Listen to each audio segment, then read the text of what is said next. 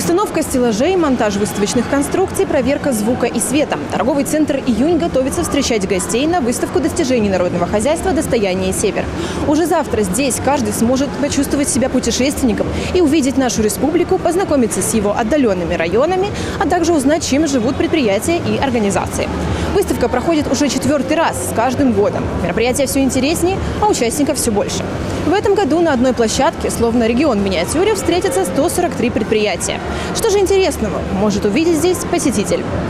В этом году, объявленным в России годом театров, на главной творческой сцене посетителей встретят артисты театров Республики Коми.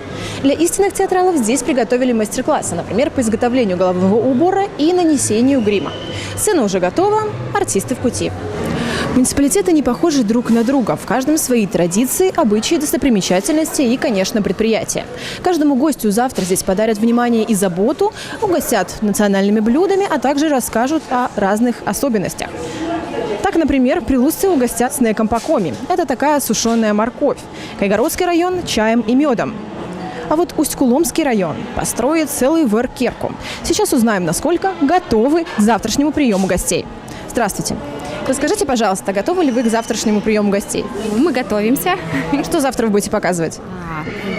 Мы будем показывать, вот как раз написано «Лес, красота и богатство Усть-Куломского района». Лес – это будет тема завтрашней экспозиции. Вот мы сделаем домик. Из чего дом? Из дерева, из бревен. Мы площадку делаем, разбиваем на 2 части. Это будет традиционная историческая часть, здесь будет современная часть. Будет интересно. Ижемцы предложат гостям примерить малицу или купить пимы. А вот Усть-Вымский район похвастается своими фермерами. И это далеко не все сюрпризы, которые ожидают нас завтра.